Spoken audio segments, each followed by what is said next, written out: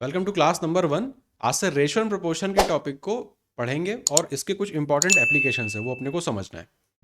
सबसे पहले डील करेंगे रेशियो के साथ, प्रोपोर्शन को बाद में देखेंगे। रेशियो की अगर बात करें तो कोई नया टॉपिक है नहीं अपने लिए। कोई नया टॉपिक है नहीं अपने लिए। पहले भी आप इसको अप्लाई कर चुके हैं, परसेंटेज में अप्लाई कर चुके हैं, अपने मिक्सचर एलिगेशन में अप्लाई कर चुके हैं। कुछ प्रॉपर्टी है रेशियोज की जो अपने को देखनी है, उन पर बेस सवाल आए हुए हैं। थोड़ी सी अलग प्रॉपर्टीज़ हैं, ज़्यादा जगह अपने को देखने को नहीं मिलती हैं वो। सबसे पहले बात करें रेशियोज, तो अपने ये रेशियोज क्या काम आते हैं, कहाँ पे काम आते हैं।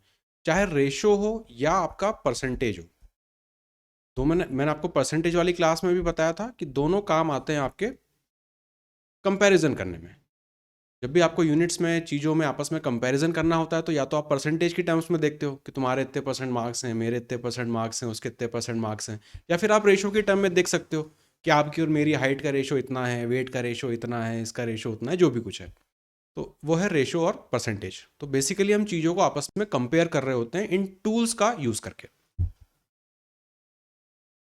अब यहाँ पे रेशो से जुड़ी बहुत सारी प्रॉपर्टीज़ हैं। एक तो कि कुछ भी अगर रेशो लिखें, अगर ए बाय बी रेशो लिखा हुआ है, तो हमें ये पता है कि दोनों को हम आपस में नहीं, दोनों में कोई सेम नंबर से हम दोनों को मल्टीप्लाई कर सकते हैं, या फिर किसी सेम नंबर से डिवाइड कर सकते हैं। उससे रेशो चेंज नहीं होता।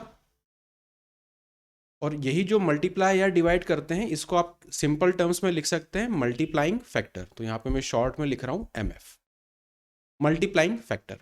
उससे आप ऊपर नीचे मल्टीप्लाई करिए या डिवाइड करिए, एक ही बात है। उससे कोई फर्क पड़ेगा नहीं अपने रेशो पे। तो ये तो हुआ एक तरीका जब रेशो में फर्क नहीं पड़ता। एक दूसरा तरीका भी है जब रेशो में फर्क नहीं पड़ता, और उस चीज को देखा था मिक्सचर में। फॉर एग्जाम्पल, अगर मेरे पास अ, एक वाइन मिल्क और वाटर का सॉल्यूशन है, जिसमें मिल्क का जो कॉन्सेंट्रेशन है वो है लेट अस से 20%। 20% मिल्क सॉल्यूशन है मेरे पास। कितना लीटर, इसको अगर ले लें 10 लीटर, और इसमें अगर मैं ऐड करूं 3 लीटर 20% मिल्क के सॉल्यूशन को, तो अल्टीमेटली मेरे पास मिल्क का कॉन्सेंट्रेशन क्या निकल के आएगा।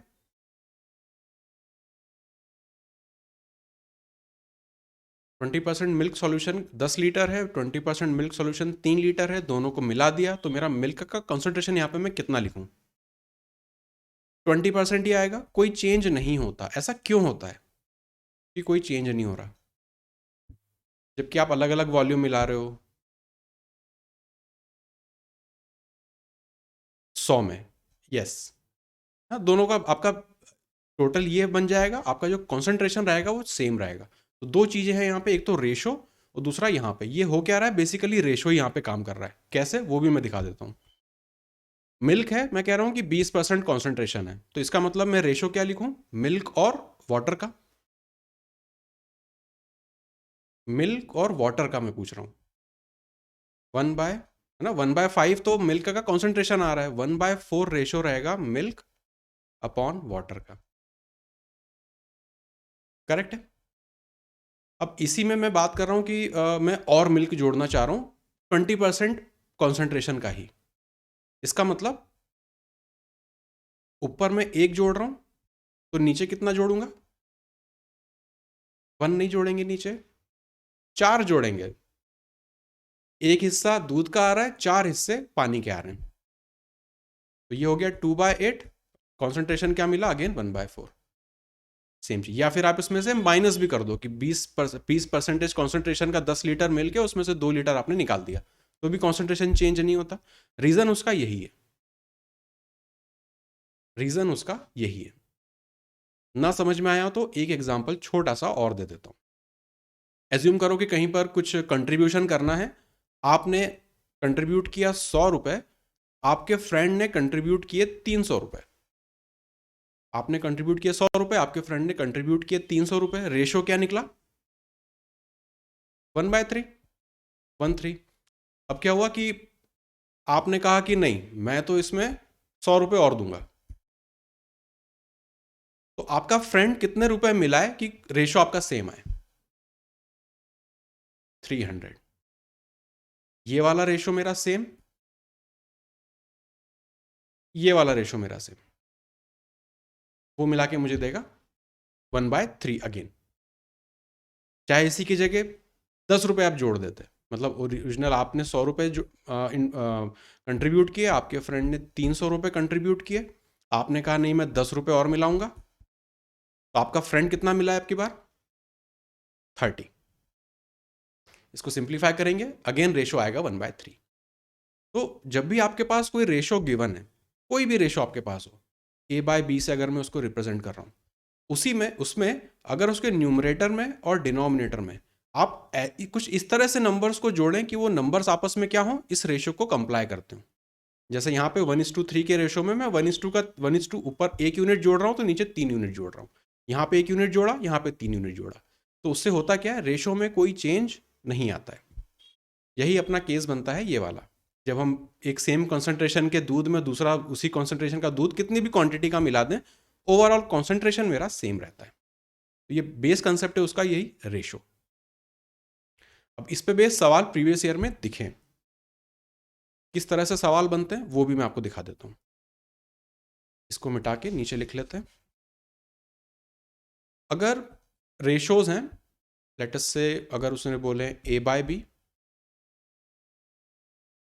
C/D और E/F, ये 3 रेशोज हैं, ये तीनों रेशोज आपस में बराबर हैं। अगर आपसे वैल्यू पूछी जाए कि आप मुझे बताओ A + C + E upon B + D + F, अगर इसकी वैल्यू K के बराबर थी तो इसकी वैल्यू किसके बराबर आएगी?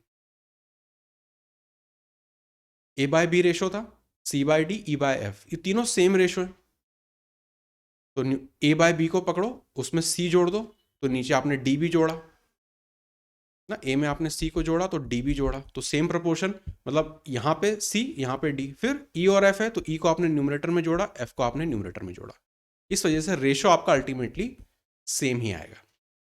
इस पर एसएससी सवाल पूछ चुका है, इस पर एसएससी सवाल पूछ चुका है।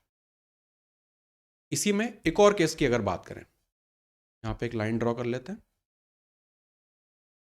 अब की बार अगर मैं बोल रहा हूं कि रेशो सेम नहीं है, अगर A/B not equal to C/D not equal to E/F, अगर ये सब कुछ नॉट इक्वल है, और अब की बार अगर मैं इनके न्यूमरेटर्स को जोड़ूं, A + C + E divided by B + D + F, तो इसकी वैल्यू किस तरह से निकलेगी या क्या निकलेगी? कुछ रिलेशनशिप ऐसा है क्या जिसके बारे में आपको आइडिया हो?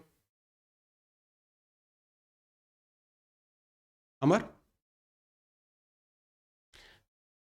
अब ये दूसरा केस है ना, ये अभी तक पूछा नहीं गया है, तो अगर थोड़ा सा भी टफ अगर वो बनाना चाहेंगे या कुछ अजीब करना चाहेंगे तो इस तरह में वो कर सकते हैं। ये तो पूछा जा चुका है कि अगर रेशोज आपस में बराबर है तो उनके न्यूमरेटर्स को आपस में जोड़ दो, नीचे उनके डिनोमिनेटर्स को जोड़ दो, तो रेशो अपना सेम रहेगा, कोई चेंज उसमें नहीं है। लेकिन अगर अलग अलग रेशोज को आप जोड़ोगे जो कि आपस में मतलब इक्वल नहीं है, उनके न्यूमरेटर्स और उनके डिनोमिनेटर्स को अगर आप जोड़ोगे, इसकी जो वैल्यू रहेगी, एक रिलेशनशिप ये है कि जो भी आपका स्मॉलेस्ट रहेगा, अगर मैं ये कह रहा हूं कि ये वाला रेशो स्मॉलेस्ट है और ये वाला अगर लार्जेस्ट है, इसकी जो वैल्यू रहेगी दोनों के बीच में रहेगी, समवेयर दोनों के बीच में रहेगी। बस इतना सा अपने को पता होना चाहिए, इसको नोट्स बना के लिख लेना कि अगर अनइक्वल रेशोज के न्यूमरेटर्स को जोड़ें डिवाइडेड बाय उनके डिनोमिनेटर्स को जोड़ें, तो इसकी जो वैल्यू आएगी वो स्मॉलेस्ट और लार्जेस्ट जो भी आपका यहाँ पे रेशो रहेगा उसके बीच में कहीं तो भी रहेगी। एक एग्जांपल इसका अगर देखना चाहें तो 3 रेशो ले लेते हैं। एक ले लें अगर 1/2, 3/4 और एक इससे ऊपर चलना है 6/5 ले लेते हैं। ये 3 रेशोज हैं अपने पास, तीनों आपस में इक्वल नहीं है। अब इनके अगर मैं न्यूमरेटर्स को जोड़ूं तो 6 3 9 1 10 और नीचे होगा 5 4 9 2 11। इसकी वैल्यू कितनी होगी अप्रोक्सीमेट? 9.09 तो परसेंटेज में होता है, परसेंटेज नहीं है तो 0.0909 ऐसा कुछ होगा। 10 मल्टीप्लाई कर रहे हो उसमें तो 0.909 ऐसा कुछ आएगा, तो इसकी वैल्यू है 0.909। अब यहाँ पे अगर वैल्यूज को देखें तो 1/2 कितना होता है ना, इसको लिख सकते हैं 0.5, 3/4 को लिख सकते हैं 0.75, 6/5 को लिख सकते हैं 1.2, 1.2, 1.25 नहीं 1.2। तो इनके जब न्यूमरेटर्स को जोड़ा, डिनोमिनेटर्स को जोड़ा, तो वैल्यू क्या आई 0.909। तो सबसे छोटे से बड़ी है और सबसे बड़े से छोटी है। हमेशा इनके बीच में लाया करेगी अगर ये चीज पूछी जाए तो। इतना क्लियर है ना? रेशोज में समझने के लिए ये दो चीजें बस अपने को पता होनी चाहिए। बाकी तो आपको पता है रेशो मर्ज कैसे करते हैं, कैसे उसके एप्लीकेशंस आते हैं, क्या कुछ करना है। अभी एग्जांपल्स भी सबके देखेंगे, पर थ्योरी वाइज ये दो चीजें अपने को पता होनी चाहिए। ये तो बिल्कुल 100% पता होनी चाहिए क्योंकि सवाल पूछा जा चुका है, और ये अगर आप लोग याद रख सकें तो बेहतर है। आगे चलें। अब रेशोज के सिंपल सिंपल सवाल हैं, तो तेजी से करते चलो, सवाल भी बहुत सारे हैं। पहला,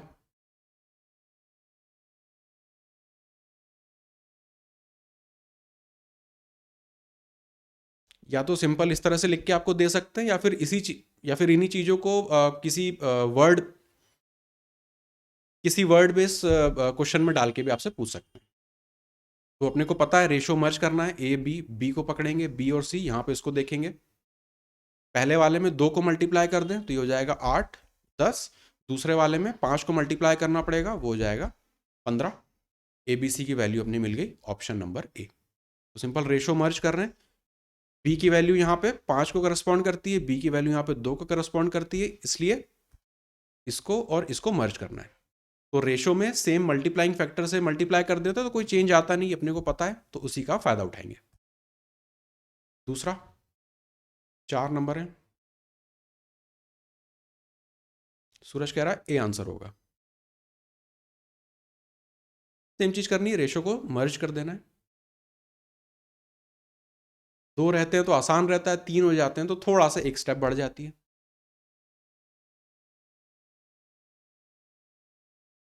यहां पे देखें तो बी को इससे करेंगे तो मल्टीप्लाई कर दें, 9, 12, और यहाँ पे 4 से करेंगे तो 20। ए बी सी की वैल्यू मिल गई। अब डी को अगर देखें, मतलब ये सी है, यहाँ पे सी है, इसको 10 गुना कर दें तो यहाँ पे जोड़ देंगे 30 को। 9, 12, 20 और 30, ऑप्शन नंबर ए।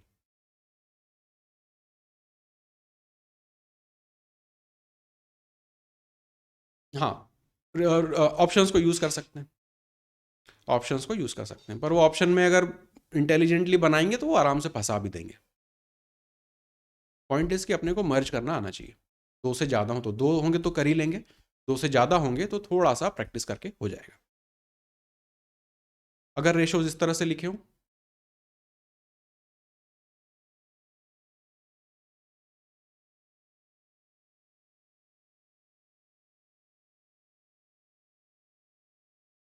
आसान सवाल रहते हैं, बस ये है कि कितना तेजी से अपन कर सकते हैं बिना गलती किए।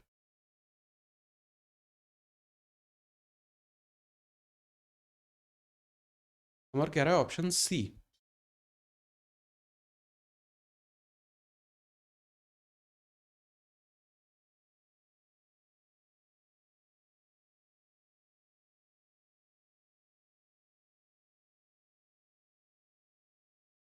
बाकी किसी का आंसर नहीं आ रहा?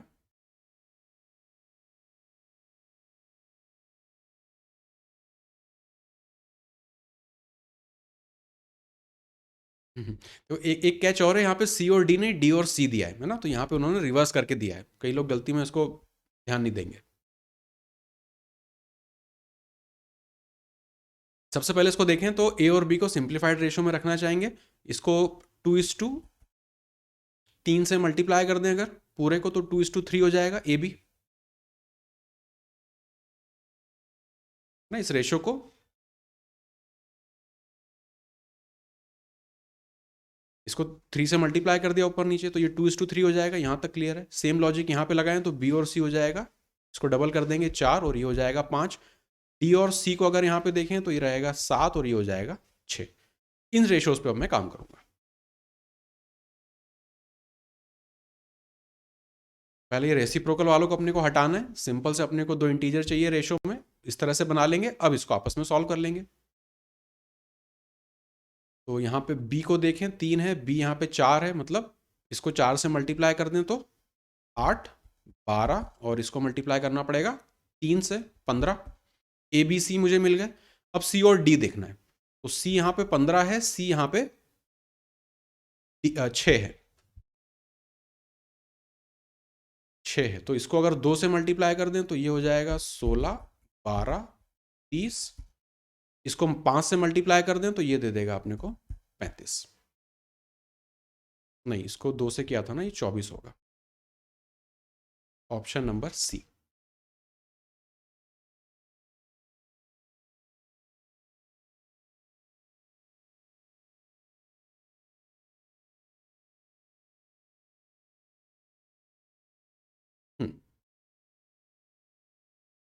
जब भी इस तरह के फॉर्म में दी हो तो सबसे पहले उनको नंबर्स में कन्वर्ट कर लो इन जनरल, फिर उसको सॉल्व करो। क्वेश्चन 4th,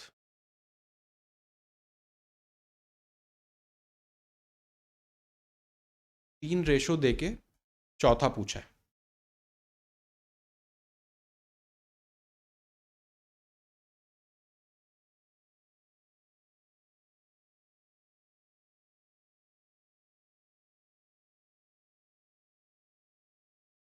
सूरज कह रहा है 10:21।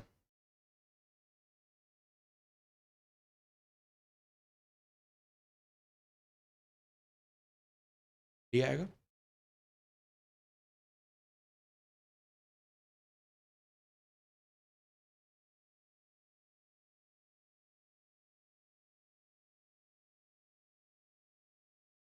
क्योंकि यहाँ पे पहले से आखिरी का पूछा है तो यहाँ पे रेशियोज अपने को मर्ज करने की जरूरत खत्म हो गई है।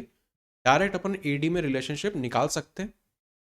इसको अगर लिखें ए बाय बी, इन तीनों रेशियोज को मल्टीप्लाई कर रहे हैं, बी बाय सी, इसको लिखा सी बाय डी। ये कैंसिल आउट हो रहा है, ये कैंसिल आउट हो रहा है, मुझे मिल के आ रहा है ए बाय डी, वही अपने को चाहिए।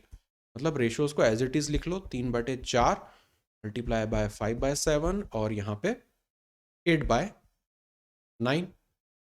तो यहाँ पे 3 मतलब ऊपर 10 और नीचे 21, ऑप्शन नंबर डी। जब भी पहले का आखिरी से पूछे। इन जनरल अगर यहाँ पे लिखें कि ए बी सी और डी 3 रेशोज हैं अपने पास, ए से डी का निकालना है, तो यहाँ पे क्या लिखेंगे? अगर मुझे ए बाय डी चाहिए तो ए बाय बी, फिर बी बाय सी, फिर सी बाय डी, तो वो मुझे ये दे देगा। अब वहीं पे अगर मैं आपसे पूछूं कि ए और सी का निकाल दो, ए बी और सी और डी 4 दिए, लेकिन मुझे ए सी चाहिए, ए और सी का रेशो चाहिए, तो ए से बी पे जाएंगे, फिर बी से सी पे चले जाएंगे। इस तरह से एक एक टप्पा अपन आगे बढ़ाते चलेंगे। जब भी कोई भी ऐसा रेशो पूछे तो अपने को इस तरह से इसको लिख लेना है, उसको इस तरह से अपन रिप्रेजेंट कर सकते हैं, बजाय इसके कि अपन इनको आपस में मर्ज करें। मर्ज करने में ज्यादा टाइम लगेगा। 5th,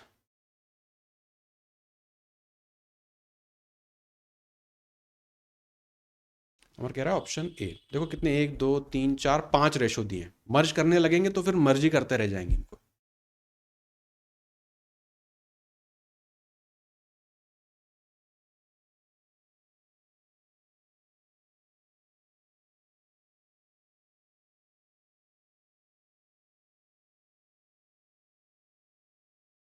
अपने से पूछा है ए बाय एफ। अमर कह रहा है ऑप्शन ए, सूरज कह रहा है ऑप्शन डी, तरुण ए आ रहा है। ए से लेके एफ तक जाना है तो ए से लेके बी मल्टीप्लाई करेंगे, बी से सी मल्टीप्लाई करेंगे, सी से डी, फिर डी से ई और ई से एफ। तो रेशो मर्ज नहीं करेंगे इस तरह के केस में। हमेशा जो भी पूछा है इस तरह से उसको बना लेंगे। वैल्यूज पुट कर लो। ए बाई बी दिया है 1/2, बी बाय सी है 3/2, सी और डी है 2/3, ये 2/1 और ई एफ है 1/3। ये आपस में कट गए, 2 से 2 कट गया, 1/3। Option number A. ये प्रोसेस समझ में आ गई अपने को, बस प्रोसेस देखनी है कि रेशो को मर्ज कब करेंगे वो अलग केस है, और कब मर्ज नहीं करेंगे वो ये वाले केस है। सिक्स्थ,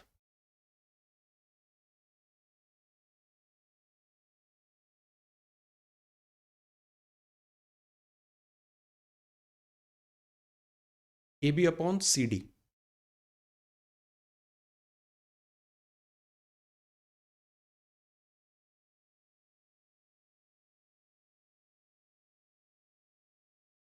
कौन फोन लगा रहा है भाई हमारा आज इतना तुमको?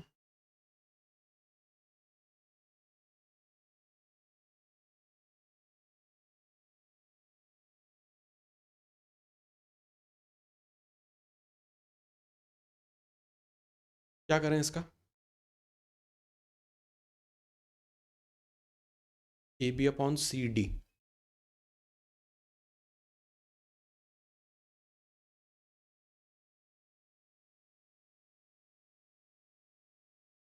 कुंदन का डी आ रहा है। A B upon A B into C D है, मतलब सिंपल बीच में मल्टीप्लाई का साइन लगा दो, तो एक अपने को दिया है ए सी, दूसरा है बी और डी। या फिर ए के साथ डी और बी के साथ सी, कुछ भी ले लो, कोई भी पेयर ले लो, उसको कोई फर्क नहीं पड़ेगा क्योंकि आपस में सब कुछ मल्टीप्लीकेशन में। ए है, बी है, सी है और डी है। अपने को पहले चाहिए ए और सी। ए और सी अपने को कैसे मिलेगा? ए से बी और बी से सी, मतलब A by B multiply by B upon C. पहला पार्ट निकाल लिया, दूसरा पार्ट निकालना है बी और डी का।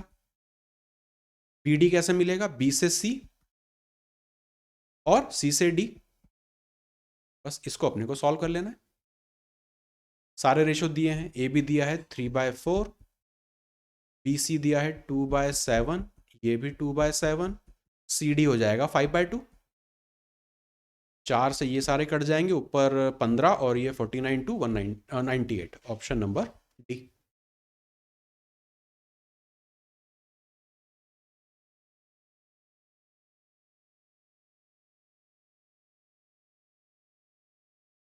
अब सॉल्व करने में ही हो रहा होगा गड़बड़, और तो क्या होगा इसमें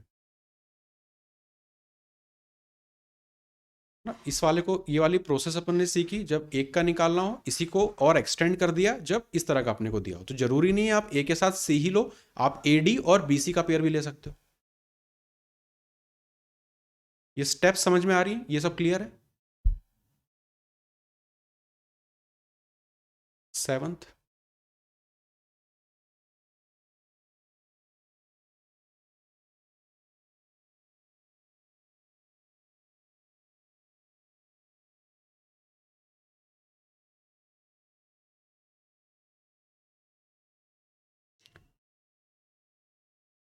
1 2 3 4 5 रेशो दिए हैं। अगर इनको मर्ज करने लगते हो तो पता नहीं कितना टाइम लग जाता।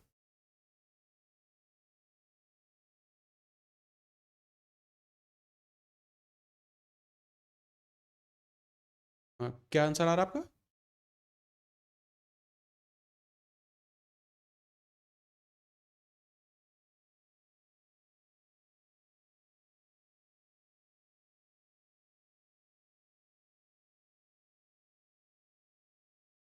और 6 3 क्या है? यहाँ तो 2 ही है।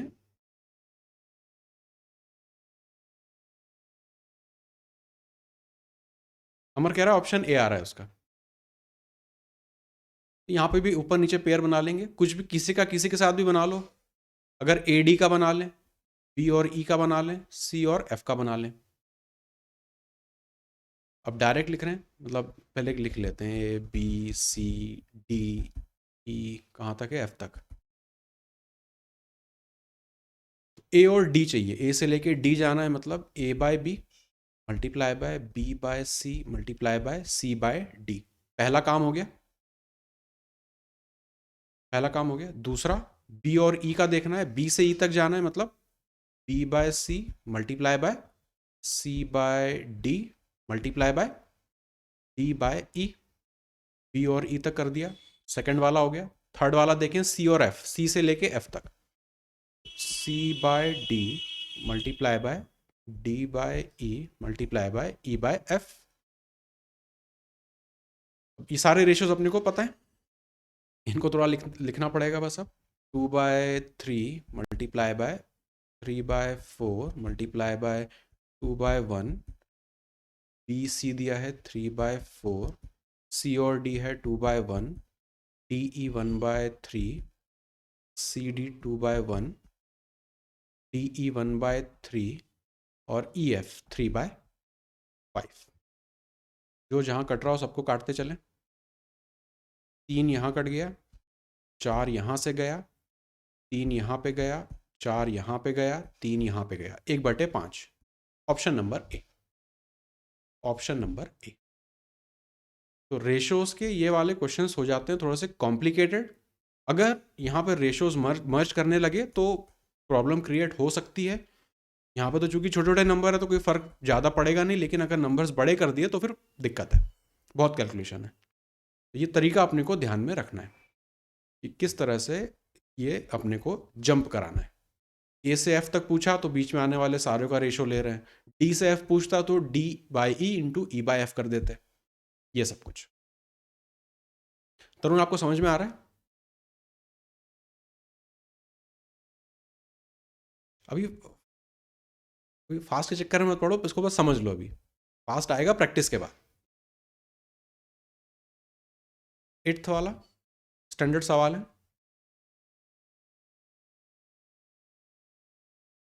तो कह रहे हो सी होगा।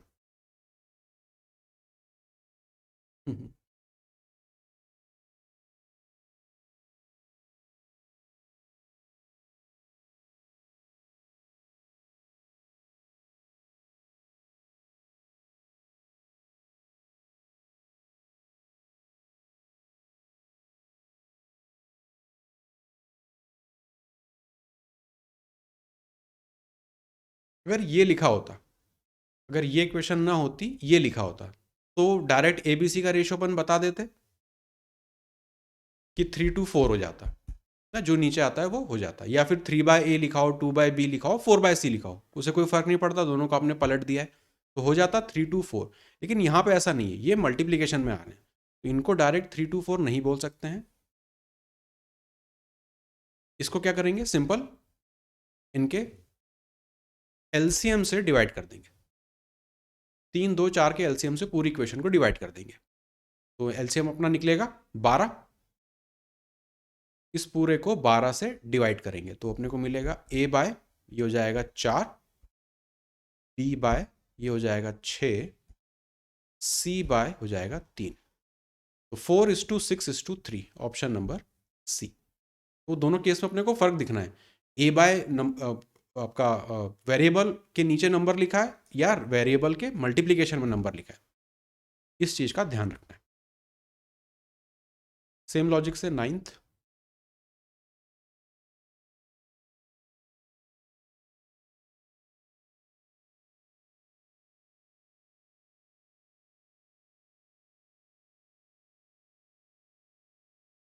यहाँ पे भी जो नंबर है वो मल्टीप्लीकेशन में आ रहा है। एलसीएम कितना होगा, 5 यहाँ से उठाएंगे, 3 यहाँ से उठाएंगे, 2 तो 4 में हो जाएगा, तो 4 से मल्टीप्लाई करेंगे। 60 से इसको डिवाइड कर देंगे, इन शॉर्ट 60 से डिवाइड करेंगे तो ये हो जाएगा 30, ये हो जाएगा यहाँ पे और यहाँ पे 12, 30, 20, 15, 12, option C, sorry D, option D.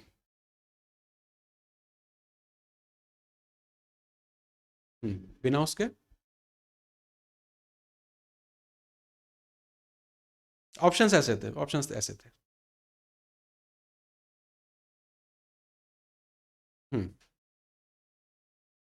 10th,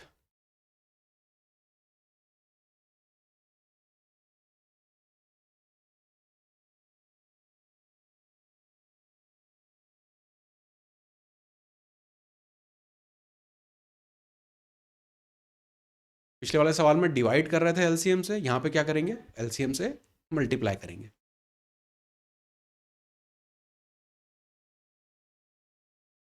12 से मल्टीप्लाई करेंगे, 6 यहाँ पे, 4 यहाँ पे, 3 यहाँ पे, option number D. Question 11th,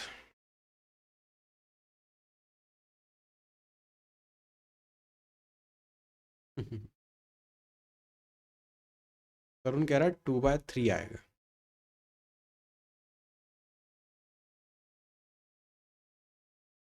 तो इसका क्या करेंगे, इक्वल जोड़ा ना, उसके आगे के मल्टीप्लाइंग फैक्टर से कोई फर्क नहीं पड़ता, पर ये सेम होने चाहिए, ये सेम होने चाहिए। तो बात एक ही है कि आप यहाँ पे लिखें कि a plus C plus E divided by b plus D plus F. इसके आगे आपने जो भी नंबर से मल्टीप्लाई किया 3, तो 3 यहाँ पे भी मल्टीप्लाई कर दो, यहाँ पे भी सेम नंबर से मल्टीप्लाई कर दो, यहाँ पे भी सेम नंबर से मल्टीप्लाई कर दो, तो फ्रैक्शन की वैल्यू चेंज नहीं होगी, ऑप्शन नंबर बी 2/3 ही रहेगा। क्वेश्चन 12th, सूरज कह रहा है इसमें 2/3 होगा।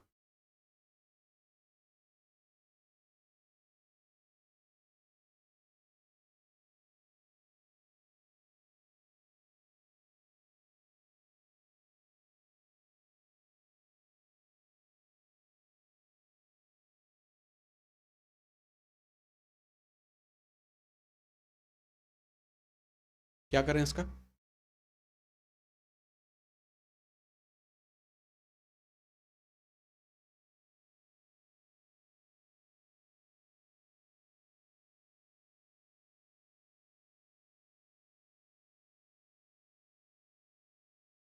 कैसे करेंगे, सॉल्व भी कर रहे हो तो कैसे कर रहे हो,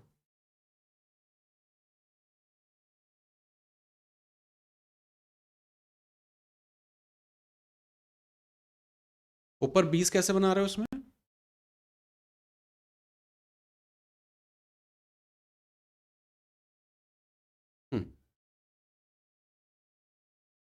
देखो a बाय बी अगर है, अगर a बाय बी आप बोल रहे हो, 2/3 दिया है, 2/3 है तो वो x और x हो जाएगा 2x/3x। c बाय डी अगर लिखा है तो वो होगा 2y/dy और 3y। उनके मल्टीप्लाइंग फैक्टर आपस में तो अलग अलग हो सकते हैं, जरूरी नहीं कि वो सब आपस में भी सेम रहेंगे। तो जब इस चीज को यहाँ पे पुट करेंगे तो यहाँ पे सॉल्व नहीं कर पाएंगे, अपने पास x y z इसका जो मल्टीप्लाइंग फैक्टर है वो कहीं ना कहीं बचेगा, इस वजह से कोई डेफिनेट वैल्यू नहीं निकल के आएगी। आंसर हो जाएगा कैन नॉट बी डिटरमाइंड। क्यों कैन नॉट बी डिटरमाइंड, इस नंबर के कारण।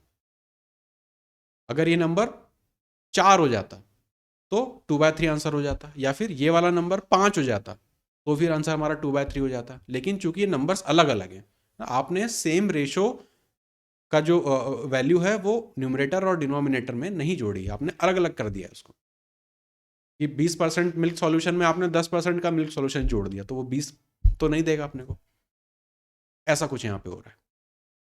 तो यहाँ पे जो आप वैल्यूज पुट कर रहे हो, अगर वो वैल्यूज एज इट इज आप यहाँ पे पुट करते तो कोई फर्क नहीं पड़ता, कि आपने ए सी ई को 2 पुट कर देते, आंसर आ जाता उस केस में भी, क्योंकि एक्स वाई जेड आपस में कैंसल आउट हो जाते हैं। यहाँ पे X Y Z multiplying factor cancel out नहीं होंगे, इसलिए can not be determined. Question 13,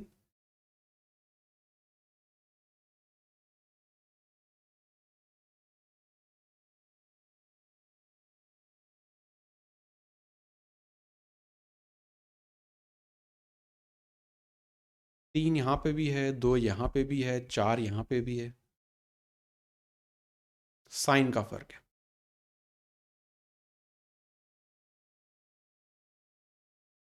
sign का फर्क इस वजह से अगेन नहीं निकाल पाएंगे ना, इसको 2x 3x 2x 3x और यहाँ पे भी जो भी आप इसको वैल्यू पुट करेंगे आंसर नहीं निकलेगा। एक्स वाई जेड जो भी इनका मल्टीप्लाइंग फैक्टर होगा वो कुछ ना कुछ बच जाएगा, आंसर होगा again can not be determined.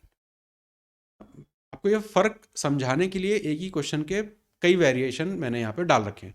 ये सबसे आसान वाला सिंपल वाला जिसकी थ्योरी भी डिस्कस करी थी कि इसमें आराम से कर सकते हैं, कोई प्रॉब्लम नहीं है।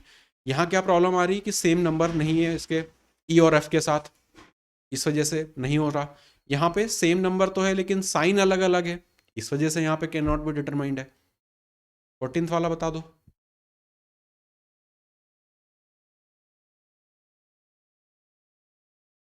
अब आप लोग कह रहे हो सी होगा, सब लोग एग्री कर रहे हैं इससे?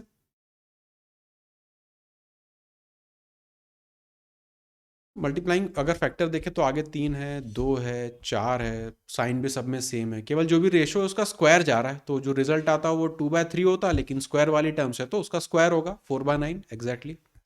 ऑप्शन नंबर सी। 15th में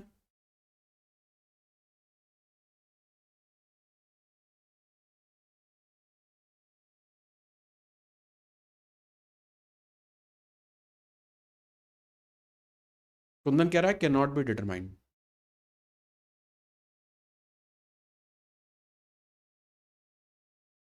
अब की बार ये भी आगे इनके जो कांस्टेंट है वो सेम है, साइन भी सब में सेम है। प्रॉब्लम क्या आ रही है? पावर में प्रॉब्लम आ रही है। यहाँ पे 2 का पावर दोनों में ठीक है, यहाँ पे 2 का पावर और यहाँ पे हो गया 3 का पावर, तो ये नहीं चलेगा। यहाँ पे 2 और यहाँ पे 2, ये भी ठीक है। तो सी और डी के पावर के डिफरेंस की वजह से can not be determined. Power है ना? तो आगे की वैल्यू जो आ रही है वो देखना है, साइन देखना है, पावर देखनी है, तीनों चीजों का अपने को ध्यान रखना है। वो सूरज तुम्हारा तो आ रहा है आवाज, कुंदन का नहीं आ रहा। अगर सी का भी पावर 3 आ जाएगा तो फिर वहां पे एक्स वाई जेड कुछ ना कुछ अपने को बचा हुआ दिख जाएगा, या उसमें तो कैंसल आउट हो जाएगा, क्यूब है तो फिर कोई फर्क नहीं पड़ेगा, तब आंसर निकल जाएगा, तब आंसर निकल जाएगा। 16th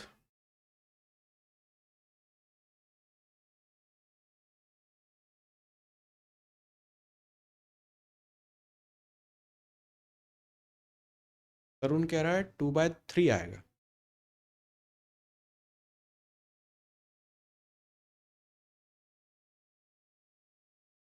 बाकी सब क्या कह रहे हैं?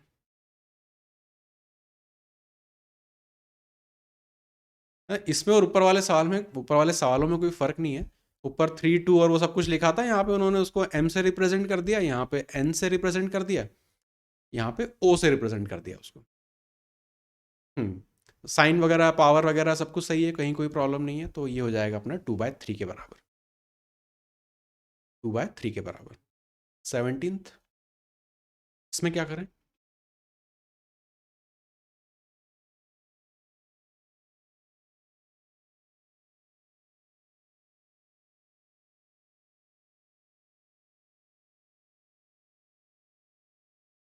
इस वाले में क्या करें?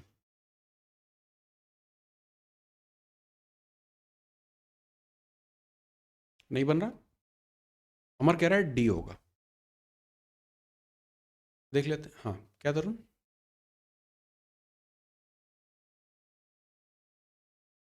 ए बाय बी और सी बाय डी दोनों बराबर रेशोज हैं, तो यहाँ पे क्या हुआ, अगेन एम दोनों है, सी एन दोनों जगह है, पावर भी सेम है, साइन भी सेम है, तो ये बेसिकली है किसके बराबर? ये जो पूरा दिया है इसको कह सकते हैं कि ये ए बाय बी के बराबर है ना। तो पहला वाला तो नॉट इक्वल टू है, तो इसके तो बराबर होगा, तो इसको हटाना पड़ेगा। ये दोनों बराबर है तो वो सी बाय डी के भी बराबर होगा, तो इसको भी हटाना पड़ेगा। अब बचा ए प्लस सी और बी प्लस डी। अगर यहाँ पे एम की वैल्यू और एन की वैल्यू 1 1 पुट कर दें तो ये ए प्लस सी और बी प्लस डी हो जाएगा, तो ये भी हो सकता है ना? तो सी को हटाना पड़ेगा, बचा केवल डी।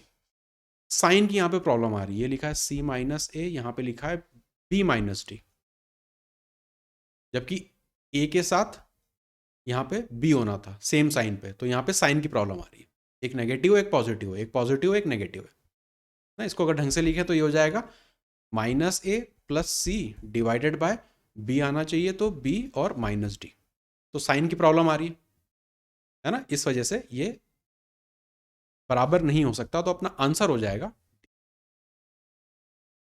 सेम कंसेप्ट है, अलग अलग वेरिएशंस के साथ ये पूछा जाता है। यहां तक क्लियर है? तो रेशोस के साथ जो भी अपने साथ खेल हो सकता है वो सब अपन ने देख लिया। अब इस पे बनेंगे कुछ वर्ड बेस्ड प्रॉब्लम्स, है ना, कुछ वर्ड्स यूज कर लेंगे, ये कर देंगे, वो कर देंगे, सब कुछ उनको भी एक एक करके देख लेते हैं। Question number 18।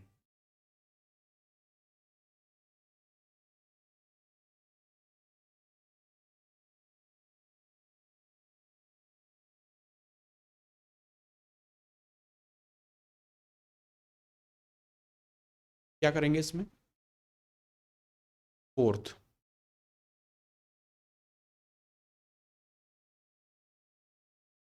अपने को देखना है 120, तो रेशो के हिसाब से देखना है। 3:5 ये अपने को देगा 8, 8 से ये पूरी तरह डिविजिबल है। 9 देगा 10, 10 से ये पूरी तरह डिविजिबल है। 5 और 7 12 देगा, 12 से पूरी तरह डिविजिबल है। यहाँ पे आ रहा है 16, 16 से पूरी तरह डिविजिबल, मतलब अपने को इंटीजर नहीं देगा, फ्रैक्शंस देगा, तो वो पॉसिबल नहीं है। आधा बच्चा तो आएगा नहीं, है ना, इस वजह से। हम्म क्योंकि ये जो भी अपने को वैल्यू दी है इसको अपन हाफ नहीं कर सकते, तो ये आना तो प्योर इंटीजर चाहिए, और 120 को 16 से डिवाइड करने पर इंटीजर नहीं आएगा, इस वजह से ऑप्शन फोर्थ, ये पॉसिबल रेशो नहीं है। 19th।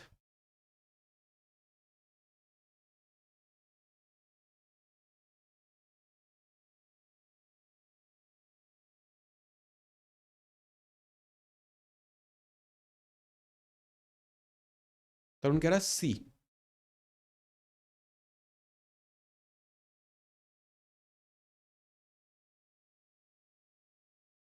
अगेन सेम चीज अपने को टेस्ट करनी है। 1 डजन मतलब 12 होता है, 3 और 1 4 होता है, 12 को पूरी तरह डिवाइड करेगा, ये 12 होता है तो करेगा ही डिवाइड, ये 5 होता है 12 को डिवाइड नहीं करेगा, ये 3 होता है कर देगा।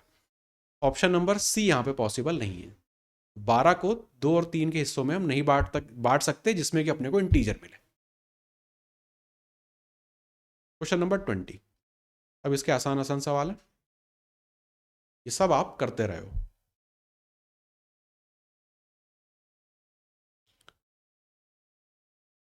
रेशो दिया है, डिफरेंस दिया है, एक की वैल्यू पूछिए। करुण कह रहा है बी, है ना, बस इतना ही टाइम अपने को इसमें लगाना है। 19 का पहाड़ा आता है। डिफरेंस बिटवीन ए और बी दिया है, ए और बी में डिफरेंस है, अगर रेशो वाइज देखें तो 4 का, मतलब 4 यूनिट करस्पॉन्ड करता है 7600 को। एक यूनिट करेगा अपना 80 हो जाता, 20 बार, एक कम कर रहे हैं तो 19। और सी का शेयर पूछा है, मतलब 5 की वैल्यू बता दो, 5 से मल्टीप्लाई करेंगे, ऑप्शन नंबर बी। 21।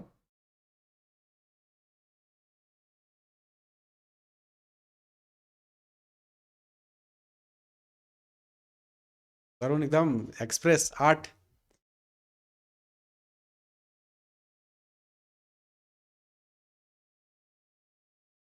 ना वर्बली इसको तो आराम से कर सकते हैं। सम इज, तो 4 3 7 दोनों एक 10, 10 की वैल्यू दे दी है 16। सम ऑफ फर्स्ट एंड फोर्थ, 5 की वैल्यू पूछी, आधा कर देना है 8। 22।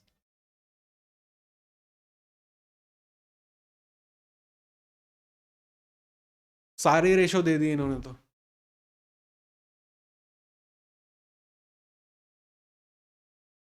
सारे रेशो दिए रहते हैं तो आज सवाल बहुत आसान हो जाता है। अगर एक आध मिसिंग होता है तो थोड़ी सी मेहनत हो जाती है।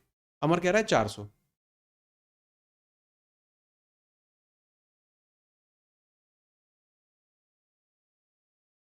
400 आएगा।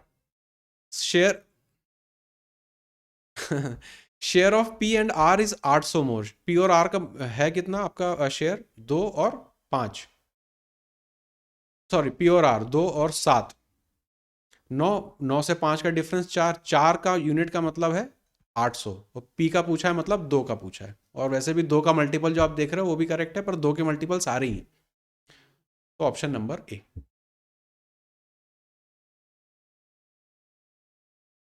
प्योर 2 क्या होता है? तो प्योर 2 से तो ये भी कटेगा, ये भी कटेगा, जीरो आ रहा है। चलो 23। इतना अमाउंट है, 3 लोगों में डिस्ट्रीब्यूट करना है, केवल 2 के बीच का रेशो दिया है।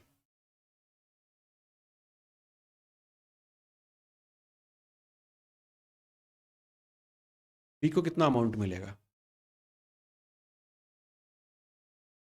अब ऑप्शन में अगर उन्होंने नन दे दिया है तो फिर इसमें अपन कुछ कलाकारी अब नहीं कर पाएंगे ना, कि 2 का मल्टीपल, 4 का मल्टीपल, 10 का मल्टीपल कुछ भी खोज रहे हैं। नन ने सब डुबा दिया। अब इसको बैठ के सॉल्व करना पड़ेगा।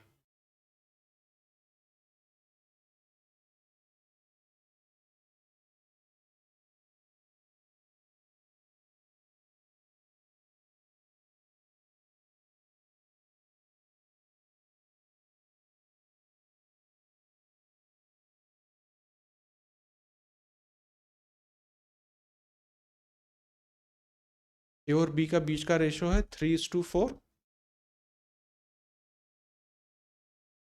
सी के लिए मैं क्या, सी के लिए क्या रेशो लिख दूं? अगर मैं इसको अगर मैं इसको बोलूं 3x, इसको मैं बोलूं 4x, तो मैं सी के लिए क्या लिख सकता हूं? 3x+100। वैसा भी कर सकते हो। नॉर्मल अभी देख लो, 3x+100, तीनों रेशो मिल गए, इनका समेशन अपने को देना है। 3 और 3 6, 4, 10x+100, 10x+100 बराबर 1300 है। तो जीरो काट दो, x की वैल्यू आ जाएगी 120। x की वैल्यू आ गई 120। अब सब कुछ अपने को मिल गया। b का शेयर मांगा है 4x से, 4 से मल्टीप्लाई कर देंगे। Option number B. Option number B.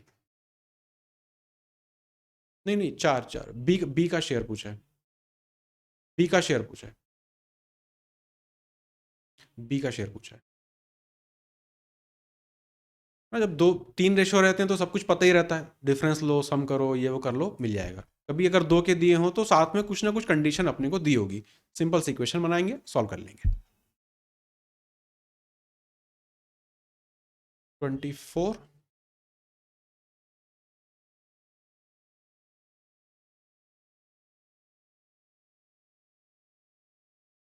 तो प्योर रेशो मर्ज का सवाल है।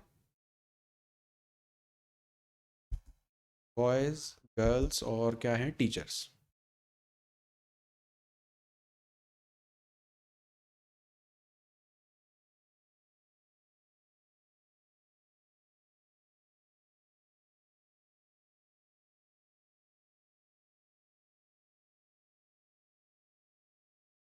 अमर कह रहा है ऑप्शन ए।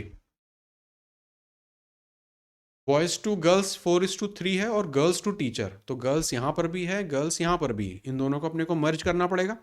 तो बॉयज के लिए लिख सकते हैं 8 4 32। गर्ल्स के लिए हो जाएगा 24। और टीचर के लिए हो जाएगा 3, मल्टीप्लाई करेंगे तो 3। इनको जोड़ दो तो 56 और 3। Option number A. ऊपर जो सवाल कर रहे थे ए बी वगैरह लिख के, उसी को कुछ इस तरह से वर्ड बेस क्वेश्चंस बन जाएंगे। 25।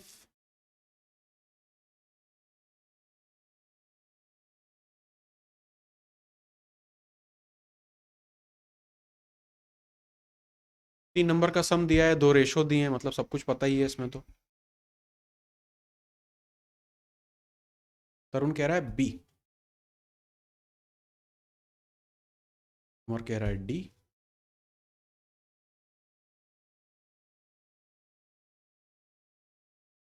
रेशो मर्ज करना है और कुछ भी नहीं करना है इसमें तो। 2 रेशो दे भी रखे हैं। सेकेंड टू थर्ड 9:16 है, यहाँ पे 9 लिख दो, यहाँ पे 16 लिख दो। फर्स्ट टू थर्ड 1:4 है, 1:4 बनाना है, मतलब यहाँ पे 4 लिख दो।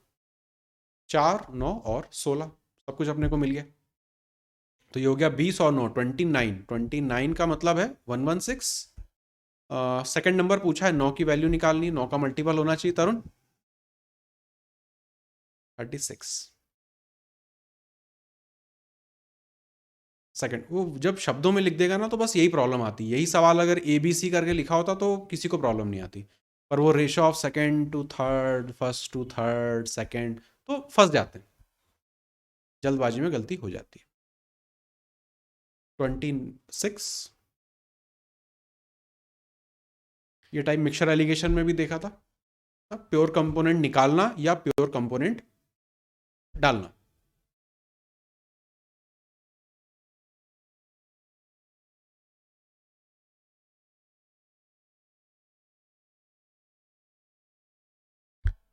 रेशो प्रोपोर्शन में यूज़ किया था C1V1 equal to C2V2। Ratio में डायरेक्ट रेशो से भी इस तरह के सवालों को कर सकते हैं।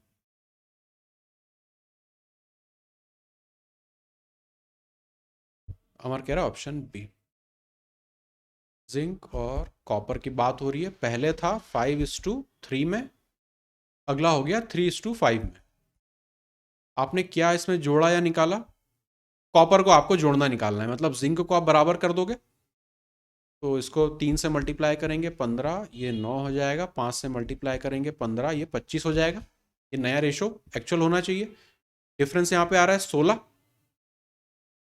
है ना। 16 की अपने को वैल्यू निकालनी है। तो टोटल इनिशियल वैल्यू अपने को इसकी 15 + 9 24 की वैल्यू दी है 480। तो 16 की वैल्यू अपने को निकालनी, डबल करना है, मतलब 320। Option number B. जस्ता।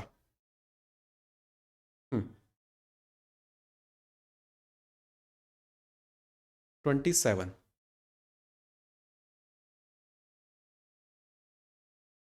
सेम टाइप सवाल है, प्योर कंपोनेंट आप इसमें से इसमें डाल रहे हो तो या तो C1V1 लगा दो या फिर अपने रेशो से सॉल्व कर लो।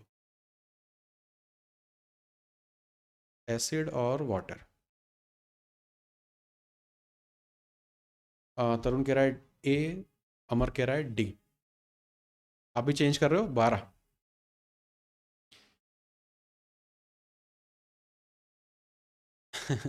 रेशो मर्ज कर देंगे यहाँ पे भी। एसिड का है 2 यूनिट, वाटर का है 3 यूनिट, फिर जो भी किया उसके बाद आपका हो गया एसिड और वाटर 2:5। आपने वाटर को ऐड किया तो एसिड तो सेम ही है, कुछ भी मर्ज करने की भी जरूरत नहीं है यहाँ पे। तो 5 की वैल्यू, 3 और 2, 5 की वैल्यू आपको दे रखी है 30, 1 की वैल्यू हो जाएगी 6। कितना जोड़ा आपने? 2 यूनिट, उसकी वैल्यू हो जाएगी 12।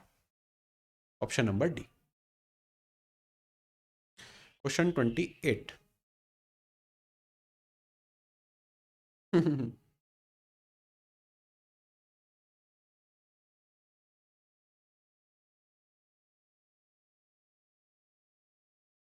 एग्जैक्टली सेम टाइप का सवाल है। रेशो मर्ज करना है, रेड और ब्लू।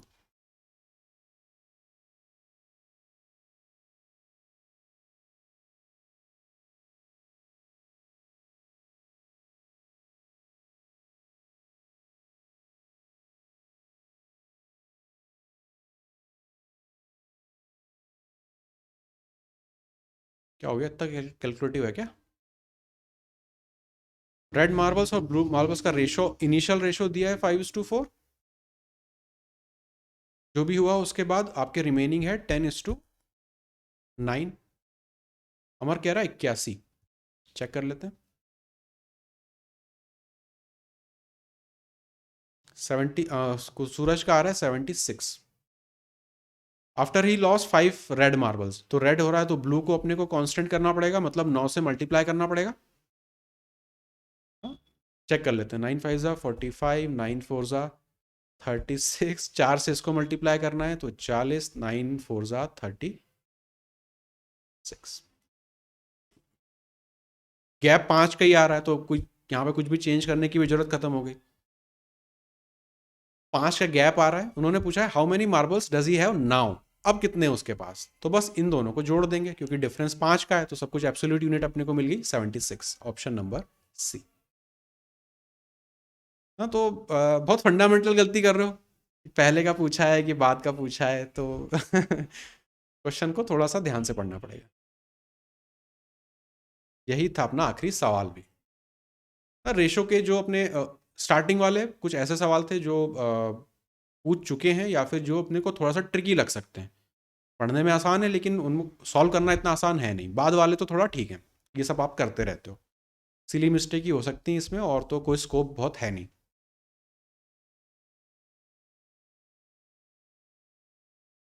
हम्म, ये वाला बस, ये वाला ध्यान रखना है ना, बस ये वाला जो चीज़ थी जितनी भी हो रही हैं।